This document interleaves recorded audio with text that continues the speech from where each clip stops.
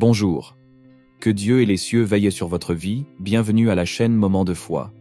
Que Dieu vous bénisse, que Dieu vous garde, et que le Seigneur vous protège en cette journée de bénédiction et de victoire. Avec beaucoup de foi, prions aujourd'hui en demandant à Dieu et en cherchant à apporter une direction à votre vie. Il est important de prêter attention à notre prière aujourd'hui, car je crois qu'elle apportera la paix à votre cœur et la sérénité à votre âme. Je suggère que vous écriviez ci-dessous une déclaration de foi, demandant au Seigneur d'apporter sa sérénité à votre cœur. Demandez pardon pour tout ce que vous avez dit, pensé et écrit, donnant une légitimité dans le monde spirituel, car les paroles ont un impact significatif sur le plan spirituel. Dans le monde spirituel, les paroles prononcées portent une énergie et un pouvoir qui influent sur l'atmosphère qui vous entoure. Ainsi, en reconnaissant et en demandant pardon pour les pensées et les paroles négatives, vous cherchez à rétablir l'harmonie spirituelle et à ouvrir l'espace à l'intervention divine, permettant ainsi à la paix de Dieu d'agir dans votre cœur.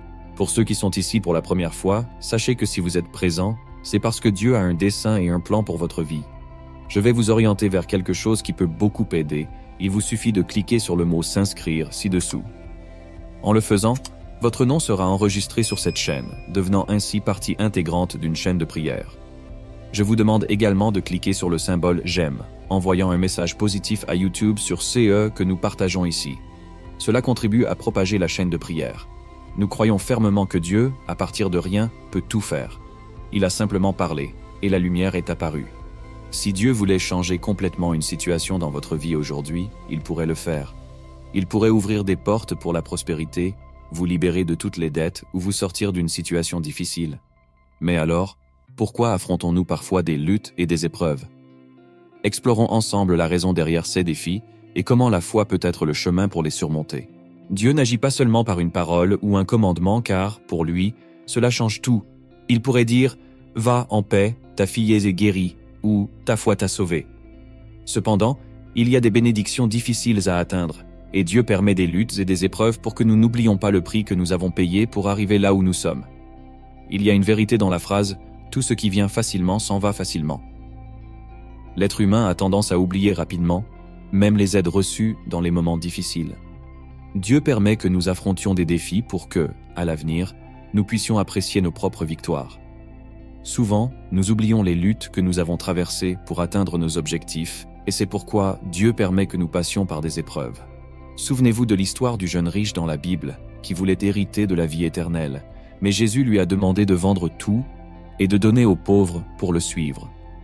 Dieu ne veut pas que les bénédictions soient seulement héritées, mais conquises avec des larmes et des luttes. Les difficultés auxquelles nous sommes confrontés ne sont pas là pour nous faire souffrir sans raison, mais pour nous faire mûrir et renforcer notre caractère. N'oubliez pas des luttes, des larmes, et lorsque la victoire arrivera, qui viendra avec des luttes et des épreuves, ne renoncez pas à ce que Dieu vous a donné. Remerciez, souvenez-vous du prix payé pour arriver jusqu'ici, et n'abandonnez pas.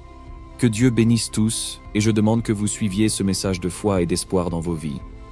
Dans ce parcours de dépassement, rappelez-vous que si quelqu'un vous fait du mal, trahit votre confiance ou propage des mensonges à votre sujet, la réponse n'a pas besoin d'être la vengeance, les querelles ou la négativité. Au milieu des critiques et des diffamations, croyez en des aspects spirituels, en ayant confiance que ce qui est semé avec de mauvaises intentions sera récolté par la personne elle-même. Gardez l'amertume loin de votre cœur. Restez ferme dans le voyage de la foi. Après tout, la victoire que nous cherchons est souvent liée à notre capacité de pardonner et de continuer avec positivité. Que ces paroles inspirent et guident chacun de vous. Remettons entre les mains de Dieu les injustices et continuons notre vie. En revanche, si quelqu'un me fait du bien, je ressens l'obligation de ne jamais oublier la bonté que cette personne m'a montrée. J'ai la responsabilité d'honorer ceux qui m'ont aidé à un moment de ma vie. Oublier les choses négatives est essentiel, car la Bible dit que celui qui creuse une fosse pour quelqu'un y tombera lui-même. Le mal fait par quelqu'un finit par lui revenir.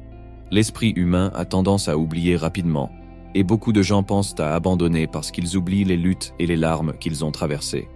Dieu permet que nous subissions des épreuves pour que, lorsque la victoire viendra, nous puissions l'apprécier. Le psaume 126 est mentionné comme une prière puissante de ceux qui pleurent, mais qui moissonneront avec joie. Il est important de se rappeler que tout semis est fait avec des larmes et que la récolte viendra avec joie. Prions maintenant ensemble le psaume 126, suivi du Notre Père. Quand l'Éternel ramena les captifs de Sion, nous étions comme ceux qui font un rêve. Alors notre bouche était pleine de cris de joie et notre langue de chants d'allégresse. Alors on disait parmi les nations, l'Éternel a fait de grandes choses pour eux. L'Éternel a fait de grandes choses pour nous. Nous sommes dans la joie. Éternel, ramène nos captifs comme des ruisseaux dans le Midi. Ceux qui sèment avec larmes moissonneront avec chants d'allégresse. Celui qui marche en pleurant quand il porte la semence revient avec allégresse quand il porte ses gerbes. Notre Père qui es aux cieux, que ton nom soit sanctifié, que ton règne vienne, que ta volonté soit faite sur la terre comme au ciel. Donne-nous aujourd'hui notre pain quotidien. Pardonne-nous nos offenses, comme nous pardonnons aussi à ceux qui nous ont offensés. Et ne nous induis pas en tentation, mais délivre-nous du mal. Car c'est à toi qu'appartiennent le règne, la puissance et la gloire au siècle des siècles. Amen. Avant de conclure, rendons grâce à Dieu pour les bonnes choses et encourageons tous à ne pas oublier les luttes, car elles sont essentielles pour apprécier les victoires à venir. Que Dieu répande ses bénédictions sur chaque fils et fille. Que tous reçoivent cette parole et la prennent comme la leur, s'appropriant les bénédictions de Dieu. Partagez cette prière avec tous vos proches et amis. Que Dieu bénisse tous. Amen.